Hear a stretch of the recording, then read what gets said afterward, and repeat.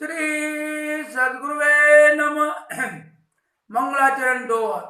साहेब सत्य कबीर गुरु ज्ञानन में सिर ताज, काजी दास बंदत चरण ज्ञान पुष्टि के काज।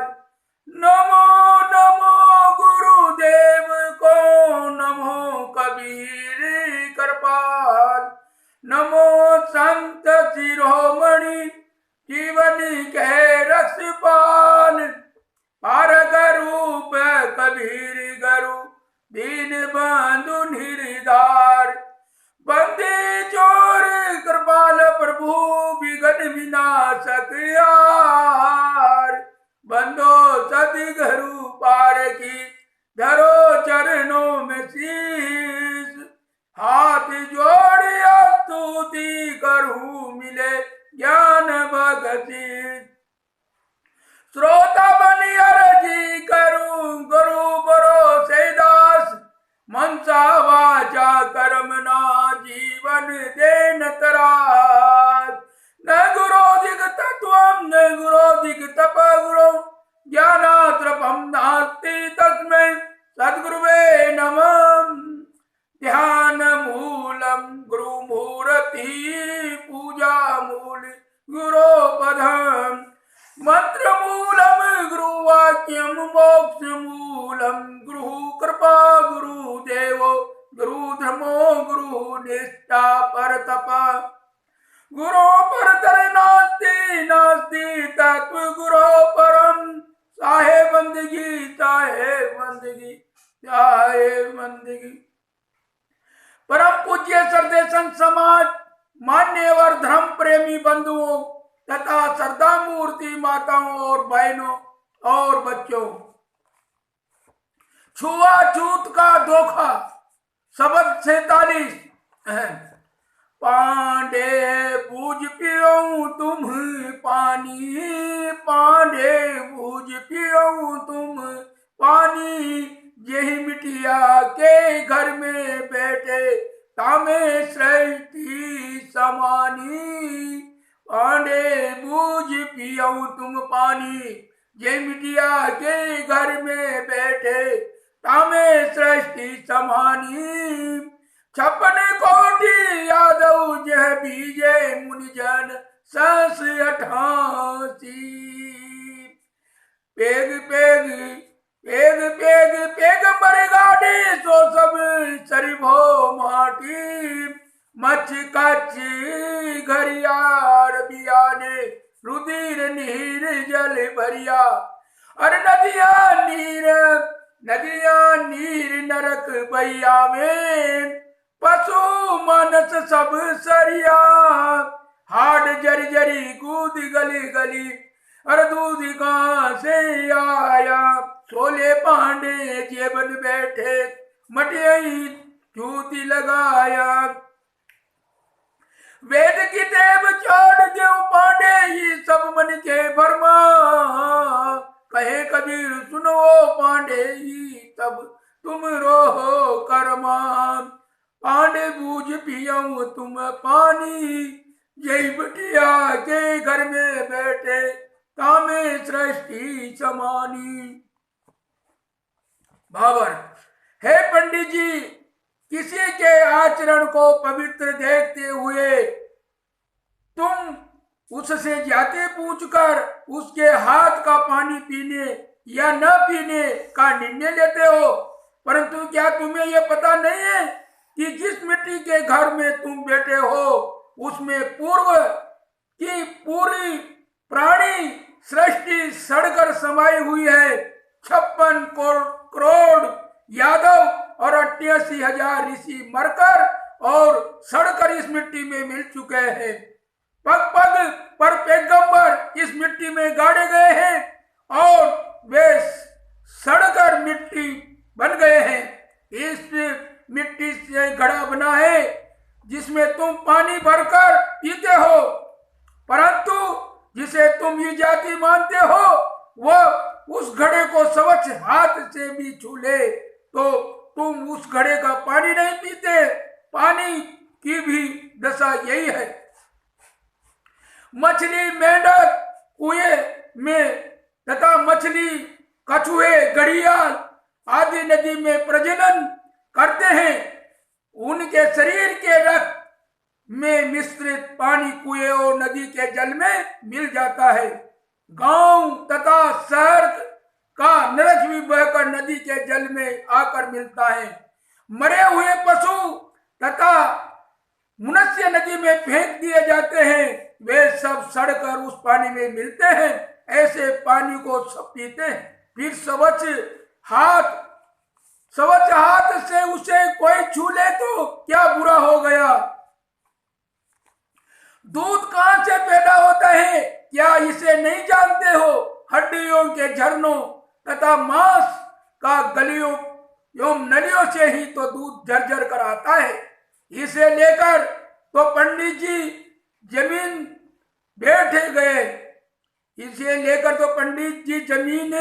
बैठ गए। परंतु स्वच्छ देखते हुए भी किसी के मिट्टी के घड़े में छूत लगा दिए। तुम कहते हो जाति को लेकर छुआछूत मानना शास्त्र सम्मत है, तो हे पंडित, ऐसे शास्त्रों की दुहाई देना छोड़ दो। ये सब तुम्हारे मन का भ्रम है। कबीर साहब कहते हैं कि हे पंडित जी सुनो, ये सब तुम्हारा पाखंड पूर्ण क्रम प्रपंच है।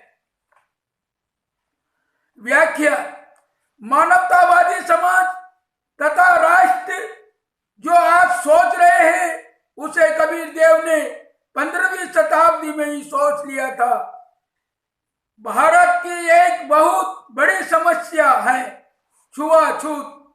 यहाँ आदमी को जन्म से ही अछूत मानता है।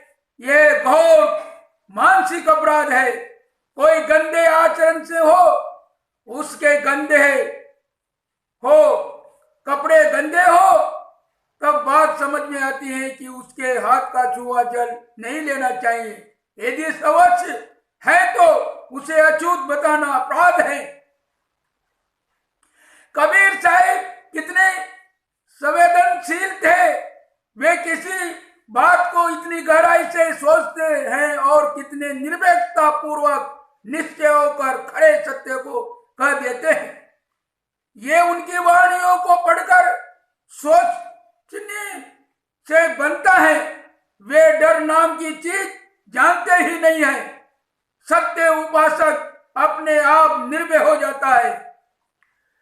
यह कैसी विडंबना है कि मनुष्य पशु को तो पूज्य मान लेता है, उसके बच्चे को गोद में लेता है, परंतु मनुष्य को अछूत मानता है। केवल ब्राह्मण नामधारी दूसरों को अछूत मानते हो ऐसी बात नहीं है, किंतु तथाकथित दूसरी जाति वाले भी एक दूसरे को अछूत कहते हैं। ब्राह्मण नामधारियों में भी परस्पर अछूत की भावना होती है। आज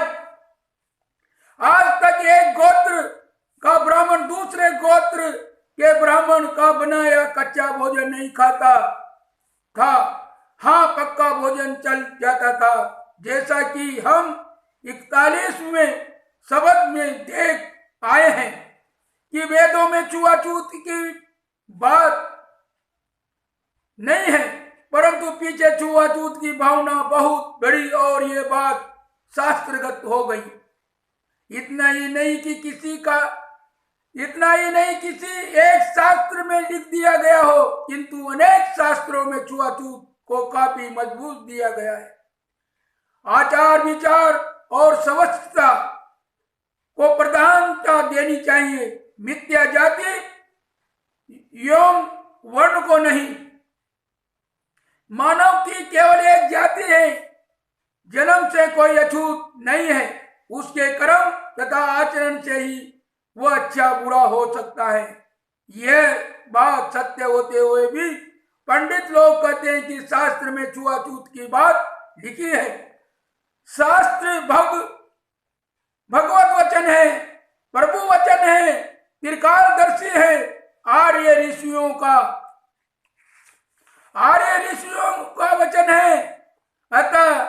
उसे मानना पड़ेगा। कबीर साहिब कहते हैं कि हे पंडित, वह शास्त्र प्रमाण का चक्कर छोड़कर सत्यासत्य पर विचार कीजिए। यहाँ वेद किताब से मतलब प्रसिद्ध वेद या कुरान आदि किताब नहीं है, किंतु शास्त्र प्रमाण का मोह है। कबीर साहिब कहते हैं कि इसकी चिंता न करो कि किस ग्रंथ में लिखा है या किस पुरुष ने लिखा है, किंतु यह विचारो कि क्या लिखा है। कोई ग्रंथ लेखक वह विश्वनीयता रहा है न सर्वज्ञ, किंतु सभी लेखक मनुष्य होते हैं। सभी वाणियों पर विचार करना मनुष्य का कर्तव्य है। यदि पंडित सारा सार विचार को महत्व न देकर आंख मूंद कर शास्त्र प्रमाण को महत्व देता है, तो सदत गुरु कहते हैं कि हे पंडित, ये तुम्हारे मन का भ्रम है। कोई बात लिखी जाने से प्रमाणित नहीं होती है, किंतु सच होने से प्रमाणित होती है। साहेब कहते हैं कि ये पंडित आचार विचार छोड़कर केवल झूठे जाति वर्ण के आधार पर छुआछूत मारना तुम्हारा कर्म कांड जंजाल है। सत्य को समझो। छुआछूत के पचड़े को छोड़कर तुम मानव को तथा दूसरे मानव को भी मानव समझो। मानव के साथ मानव प्रेम करें, ये उसका परम धर्म है। किसी को जन्मजात अछूत मानना महापाप है। इस शब्द में छुआछूत का निषेध किया गया है। साहेब ने तर्क दिया है कि तुम मिट्टी, पानी और दूध को अशुद्ध नहीं मानते हो, तो मनुष्य को अछूत क्यों मानते हो। मनुष्य ने शुद्ध हाथ से कुछ छू लिया तो वह वस्तु अशुद्ध कैसे हो गई। ध्यान रहे, यहाँ सदगुरु का यह उद्देश्य नहीं है कि मिट्टी, पानी और दूध को अशुद्ध माना जाए तथा उसका उपयोग न किया जाए। दूध को कोई न भी ले, किंतु मिट्टी, पानी के बिना तो जीवन ही नहीं चल सकता। अतएव यहाँ इनका निषेध अभिप्राय नहीं है। यहाँ अभिप्राय है छुआछूत का पाखंड छोड़ो। पृथ्वी में अनादिकाल के सर्वत्र मुर्दे गड़े हैं, इसलिए मिट्टी बुरी नहीं है। उसका रूप बदलकर वह शुद्ध होती रहती है। नदी आदि के जल में जो गंदगी मिलती है, प्रकाश और वायु से उसकी शुद्धि होती रहती है। अतः शुद्ध होने पर जल अशुद्ध नहीं है। गाय भैंस के शरीर जिंदा है।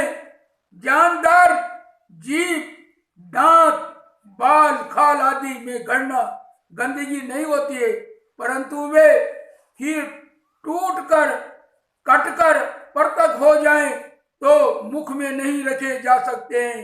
इसी प्रकार जानदार गाय भैंस के शरीर में से दूध धोकर लेना बुरा नहीं है। मांस रक्त का रूपांतरण दूध नहीं है, प्रत्युत खाद्य वस्तु का रूपांतरण है। बिनोला, खली, नमक आदि दुधारू वस्तुएं गाय भैंस को शाम को खिला दो तो प्रातः काल दूध बढ़ जाएगा। यदि खाद्य वस्तु का रूपांतरण रस से रक्त और रक्त से दूध बनता होता तो चारा खाने के 4, 6, 8 घंटे में ही दूध नहीं बढ़ता। यदि कोई रक्त का ही रूपांतर दूध माने तो भी रक्त मांस नहीं खाना चाहिए और दूध खाना चाहिए, क्योंकि दूध लेने में हिंसा नहीं करनी चाहिए और मांस लेने के लिए हिंसा करनी पड़ती है। हाँ, गाय भैंस का पेट भरकर बछड़ा, बछड़ी एवं पड़वा, पड़िया का पेट दूध, अन्न, चारा आदि से भरकर तब दूध लेना चाहिए। मादा या बच्चे को कष्ट देने वाले अपराधी हैं। खेत में मलमूत्र बिखेर कर साग अन्न बोए जाते हैं। जहां मलमूत्र अधिक होंगे वहां साग अन्न अधिक होंगे। अतएव मलमूत्र का रूपांतर अन्न साग में अवश्य आता है, परंतु लोग साग अन्न खाते हैं, मलमूत्र नहीं है। इसी प्रकार यदि सचमुच रक्त का रूपांतर दूध हो तो भी दूध खाना चाहिए, रक्त मांस नहीं। कुछ लोग कहते हैं कि अन्न साग आदि खाना भी तो मांसाहार हुआ, क्योंकि वृक्ष वनस्पति एवं लता भी जीवधारी है, परंतु यह केवल भ्रम है। यद्यपि इस सिद्धांत का आजकल बहुत बड़ा बोलबाला है। वृक्ष आदि में भी जीव होते हैं। इसको सिद्ध करने के लिए बहुत युक्तियां गढ़ी गई हैं, परंतु इनमें कोई सार नहीं है। यदि वृक्ष वनस्पतियों में जीव है तो इनको सुख दुख क्यों नहीं होते हैं? वृक्ष को काटते समय वे अपनी डालियों को क्यों नहीं पड़पड़ाते हैं? लाजवंती का परिणाम व्यर्थ है। जिसको आंखें नहीं है उसको लज्जा कहाँ? जोर से वायु चलने पर भी लाजवंती मुरझा जाती है, सो क्यों वास्तव में ठोकर लगने से मुरझा जाना उसका स्वभाव है। एक वृक्ष लता आदि से अनेक कलमें लग जाती है। क्या जानदार एक मनुष्य या बैल के हाथ पैर को काटकर उन हाथ पैरों को जीवित सर्वांग मनुष्य या बैल बनाया जा सकता है? वृक्ष आदि में कोई इंद्रिय नहीं है, फिर उसमें जागृत अवस्था कैसे होगी? बिना जागृत के न वासना का ग्रहण होगा और न स्वप्न का होगा। जागृत स्वप्न के बिना मात्र सुषुप्ति अवस्था करने में कोई तत्व नहीं है। अतः जिसमें तीन अवस्थाएं नहीं वहां जीव मानना भूल है।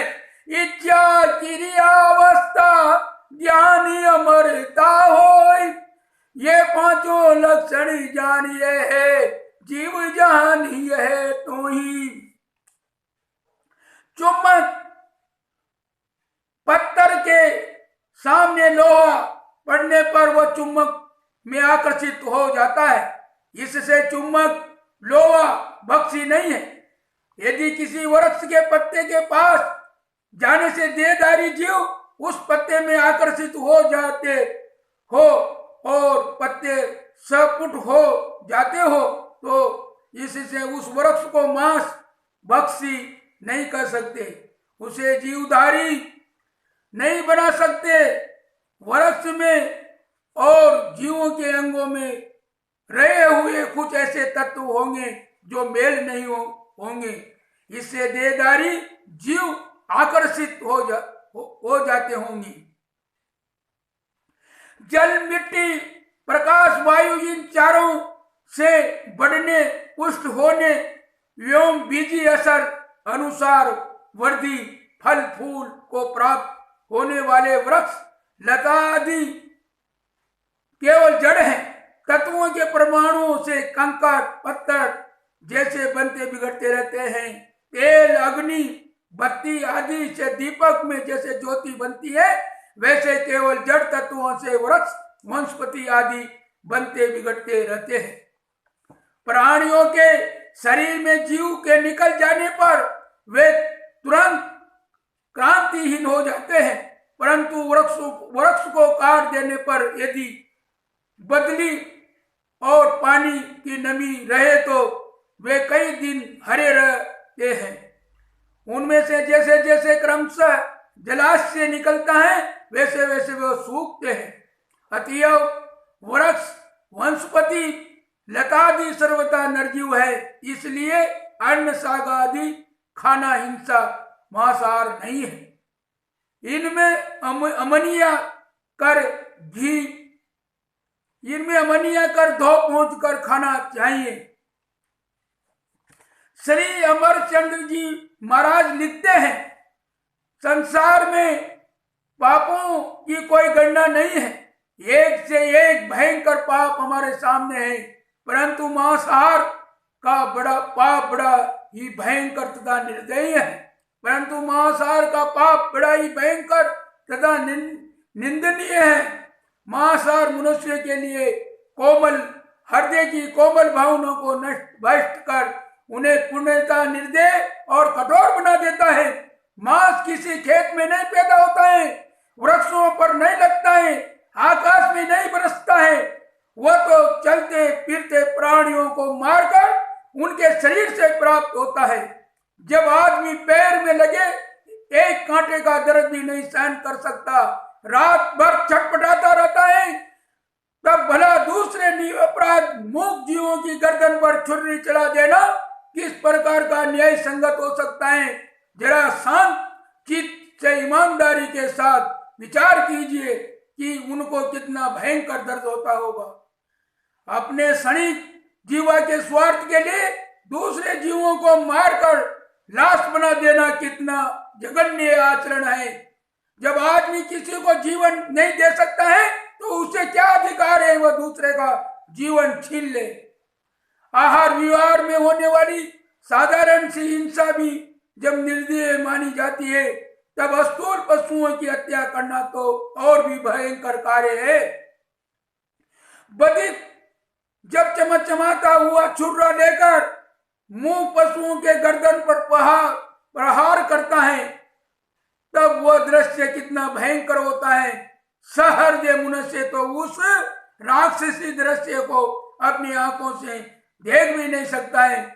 खून की धारा बह रही हो, मांस का ढेर लग रहा हो, अरे हड्डियां इधर उधर बिखर रही हो, रक्त से सने हुए चमड़े के खंड इधर उधर बिखरे पड़े हो, और ऊपर से गिद्ध चील आदि पक्षी मंडरा रहे हो। इस घृणित दशा में मनुष्य नहीं राक्षस ही काम कर सकता है। यही कारण है कि यूरोप में ऊंचे प्रतिष्ठित जज कसाई की गवाही भी नहीं लेते हैं। उनकी दृष्टि में कसाई इतना निर्दयी हो जाता है वह मनुष्य ही नहीं रह जाता है। हृदयहीन निर्दय मनुष्य में मनुष्यता रह भी नहीं सकती है। ज्ञान तत्व की झांकी। श्रीमान एडोल्फ जस्ट मोदे लिखते हैं, प्रकृति ने मनुष्य को मांस खाने वाला शिकारी जानवर नहीं बनाया है। मनुष्य को कच्चा मांस अच्छा नहीं लगता है। उसे उसके बनाने, पकाने, बगाड़ने, छोंकने और उसमें मसाला मिलाने की जरूरत होती है। उसे मांस के साथ और कुछ न सही नमक तो चाहिए ही। जब इन सब पशु अपना शिकार मार लेता है तब वह उल्लास से भर जाता है और ताजा खून पीकर मतवाला सा हो जाता है। पर मनुष्य जो पुण्यता पशु नहीं हो गया है, हत्या करने से घबराता है। जब वह पशु को, जिसे मनुष्य का सजातीय ही कहना चाहिए, मारने के लिए खूंखार अस्त्र उठाता है तो उसका विवेक उसे हमेशा ऐसा करने से रोकता है। मरते हुए पशु का छटपटाना देखकर कठोर से कठोर हृदय पिघल जाता है। मांस खाने वालों को यदि जानवर को स्वयं अपने हाथों मार कर खाना पड़े तो अधिकांश न खाना ही पसंद करेंगे। कच्चा बिना पका मांस अथवा कसाई की दुकान में रखी पशु की लाश देखकर सभी का मन घृणा से भर जाता है। अतः अनेक स्थानों में मांस को खुला ले जाने के विरुद्ध कानून बन गए हैं। मनुष्य इस संबंध में भी प्रकृति अपने विवेक, घृणा शक्ति, आंख और नैसर्गिक प्रकृति की बात क्यों नहीं सुनता? क्या ऐसा कर सकना बहुत सरल नहीं है? क्या ऐसा कर सकना बहुत सरल नहीं है? मनुष्य इस प्रकार के वैज्ञानिक अनुसंधान में कि वह पशु का मांस खाने वाली जाति का है, सर्वभक्षी सुअर, भालू आदि की जाति का है, क्योंकि अपने शक्ति व्यर्थ खर्च करता है। पशु की ये दोनों जातियां तो मनुष्य को सदा से ही क्रूर और निर्दयी प्रतीत होती रही है और इस नाते वह इनसे सदा घृणा करता है। मांस मनुष्य के लिए उचित भोजन है या नहीं, इस प्रश्न को छानबीन मनुष्य उन सरल साधनों से नहीं करता जो प्रकृति ने उसे दिए। वह दांत और हाथ का अध्ययन करता है, मांस के अवयवों को जानने की कोशिश करता है।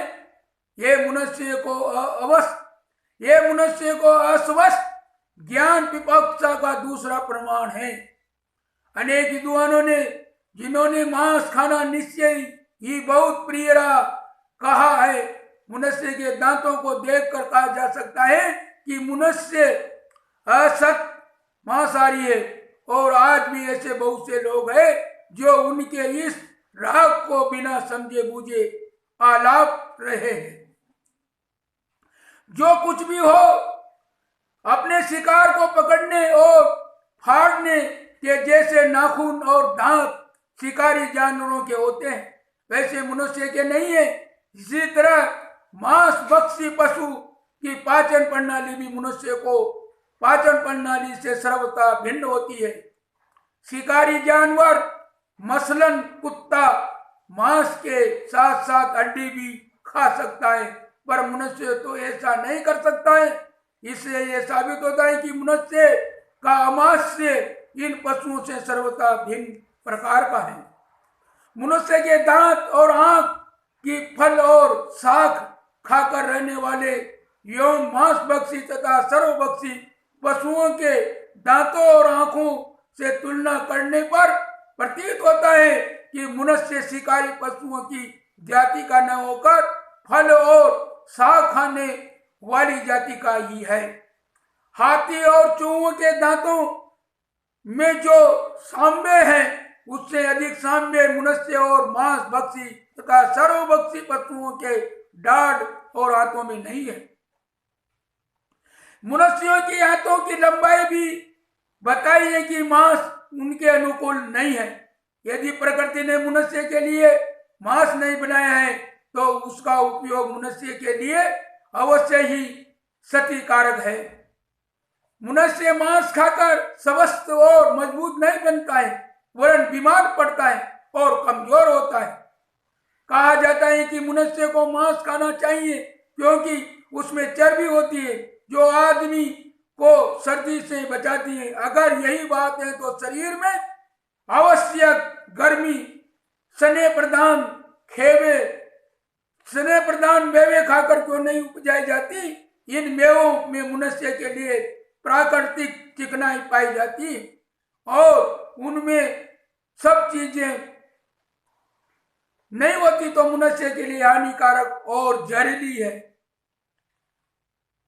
ग्रीनलैंड में न शाक होते हैं न मेवे, जिनसे वहां के निवासी, जिन्हें एक्सिमो कहते हैं, पोषण पा सके। अतः वे लोग उत्तरी ध्रुव की कड़ाके की सर्दी मांस और पशु की चर्बी खाकर बर्दाश्त करते हैं।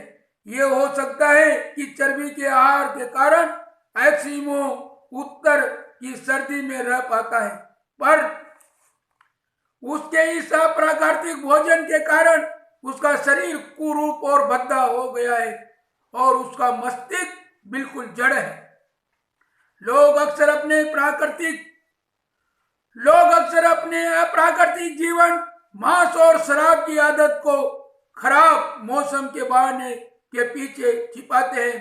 मौसम की आड़ लेकर वे प्राकृतिक जीवन के विरुद्ध बड़े बड़े पाप करते हैं। मौसम उनका विवेक दबा देता है।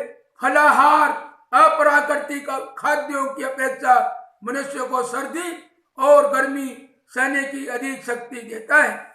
ऐसा मानने की तो गुंजाइश नहीं है कि मनुष्य, जो पृथ्वी का सर्वाधिक विकसित प्राणी है, पृथ्वी के एक अंश पर ही रहने के लिए बनाया गया था।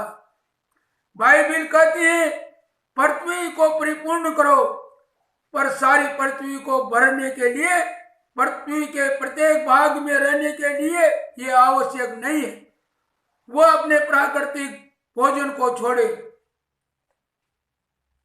उष्ण कटिबंध के उष्णतम भाग और उत्तर के शीतलतम भाग मनुष्य के रहने योग्य नहीं है। पर यदि यह समझा जाए कि प्रकृति ने मनुष्य को गर्म जगह में रहने के लिए बनाया है, तो भी उसे अपना अप्राकृतिक जीवन छोड़कर प्राकृतिक जीवन ही व्यतीत करना आरंभ करना चाहिए।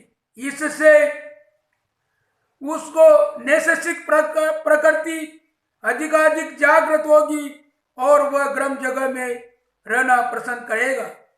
पर वास्तव में शीतोष्ण कटिबंध ही मनुष्य के रहने के लिए अधिक उपयुक्त है। अपने इस कथन पर मैं अधिक निवेदन आगे करूंगा।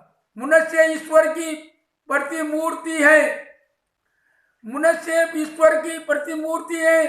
उसे इस पृथ्वी को बादशाहत, बलमसाहत और दयालुता के साथ करनी चाहिए। जब वो अपने भोजन के लिए पशु की हत्या करता है या उसकी हत्या का कारण होता है, तो वो अपने अंतनाद के विरुद्ध चलता है। आज तो मनुष्य अपने इन बंधुओं के खून से अपना हाथ लाल कर रहा है। भोजन प्राप्त करने के लिए इस पाप के फलस्वरूप उसे बहुत बड़ी सजा भुगतनी पड़ेगी। इस दृष्टि से मांस खाना अप्राकृतिक रिवाज है, प्रकृति की अवज्ञा है, जिसका परिणाम बहुत बुरा और खतरनाक होना चाहिए। मांस और अन्य अप्राकृतिक खाद्यों को खाने पर उनका ठीक पाचन नहीं हो पाता है। मांस न पचने पर पेट में सड़ा रहता है। सड़न से उठा हुआ खमीर शरीर और रक्त में फैलता रहता है, जिसकी वजह से अनेक प्रकार का सूजन उत्पन्न करने वाली और बुरी बुरी बीमारियां होती हैं। यूनान के पौराणिक कथाओं में ओरेटस की कथा आती है, जिसमें उसने भयानक हत्या की थी। इसका बोझ उसकी आत्मा पर बराबर पड़ता रहता था। उस हत्या का बदला लेने के लिए किरिनिस नामक देवता उस पर बराबर सवार रहता था। आज मनुष्य जाति का विवेक इन हत्याओं के बोझ से दबा पड़ा है और उसे पृथ्वी पर कहीं सुख शांति नहीं मिल रही है। मांस की गर्मी और उसे स्वादिष्ट बनाने के लिए उसमें डाले गए मसाले और नमक हमेशा नशीले पेय और मद्य पीने की इच्छा पैदा करते हैं। इस प्रकार मांस खाना छिपे हुए शैतान मद्य के लिए घर का दरवाजा खोल देता है। मद्य मांस का भाई है, जो निहायत ही पाजी और शरारती है और हमेशा अपने भाई के साथ रहता है। मद्य तनिक सा पिया जाए या बहुत सा, पर क्या किसी से भी इसका हानिप्रद और खतरनाक रूप छिप सकता है। शराब नाड़ियों को उत्तेजित करती है और इसको पीने वाला सुंदर सपनों की माया में पहुंच जाता है। पर जब नशा उतरता है तो उसकी प्रतिक्रिया यह होती है कि दुनिया उसे नीरस और सुनने लगती है। उसकी यथार्थता उसे कष्ट और पीड़ा पहुंचाती है। शराब पीने वाले समझते हैं कि शराब से उन्हें शक्ति मिलती है, पर वास्तव में वे धोखे में रहते हैं। बनावटी तरीके से पैदा की गई उत्तेजना स्वास्थ्य के लिए अत्यंत हानिकारक है। यदि शराब के क्षणिक प्रभाव के बुलाव में न पड़ा जाए, यह तुरंत समझ में आ जाता है कि शराब शरीर को बहुत कमजोर कर रही है और नाड़ियां खास तौर से छिन्न भिन्न होती जा रही है। शराब से आत्मा पतित और मस्तिष्क कमजोर होता है। फलत मनुष्य पाप और दोष की ओर अग्रसर होता है। जो मांस नहीं खाता उसकी मानसिक वृत्ति सदा ऐसी रहती है। उसे शराब का सुंदर किंतु क्षणिक साथ ही मायावी सपन सुख भोगने की इच्छा नहीं होती है। पर यदि मांस शरीर और आत्मा के लिए इतना हानिकारक है, तो सवाल यह उठते हैं कि क्या बाइबिल और ईसा ने मांस का विरोध नहीं किया है?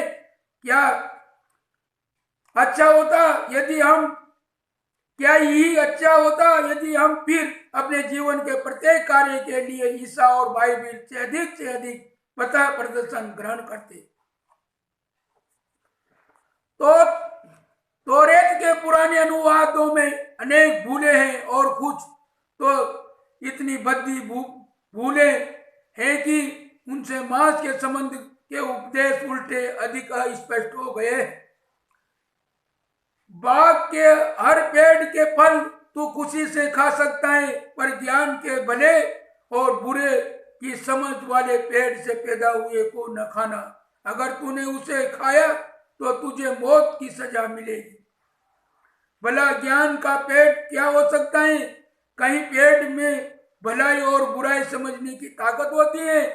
इसलिए बाइबिल में वृक्षों के पशुओं को अलग करने के लिए बुराई और भलाई समझने वाला एक वाक्यांश जोड़ा गया है।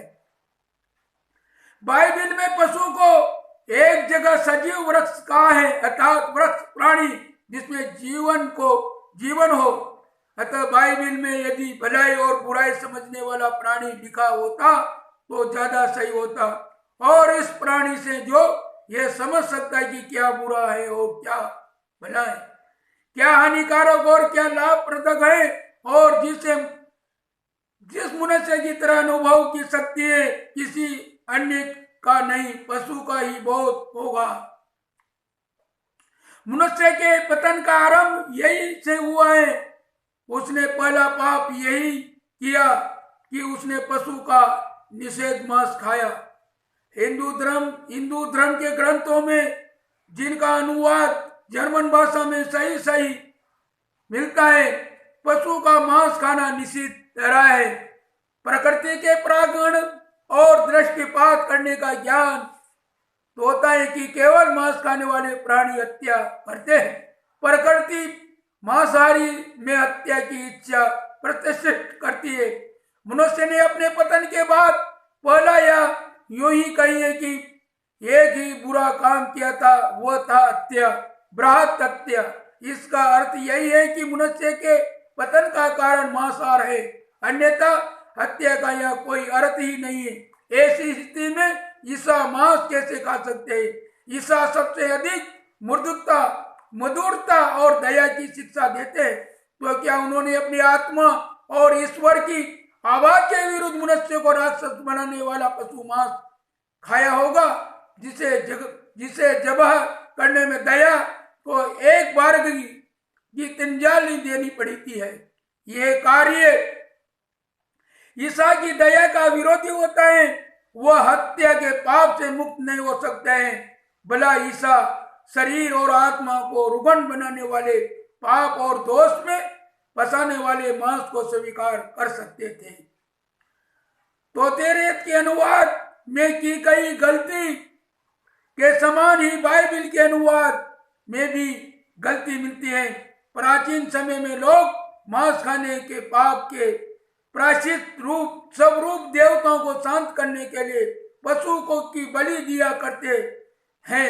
इतिहासकारों का कहना है कि ऐसे जाति के लोग जिनसे ईसा संबंध थे पशु बलि नहीं देते थे।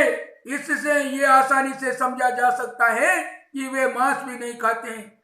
धर्म शास्त्रों की भी यही मान्यता है। इसको इस तरह से भी कर सकते हैं कि वे लोग पशु की बलि नहीं चढ़ाते हैं, मांस नहीं खाते हैं। ईसा और उनके शिष्यों ने कभी कोई बलि नहीं दी। उन्होंने तो पशु बलि का निषेध भी किया है। मुझे दया चाहिए, बलि नहीं।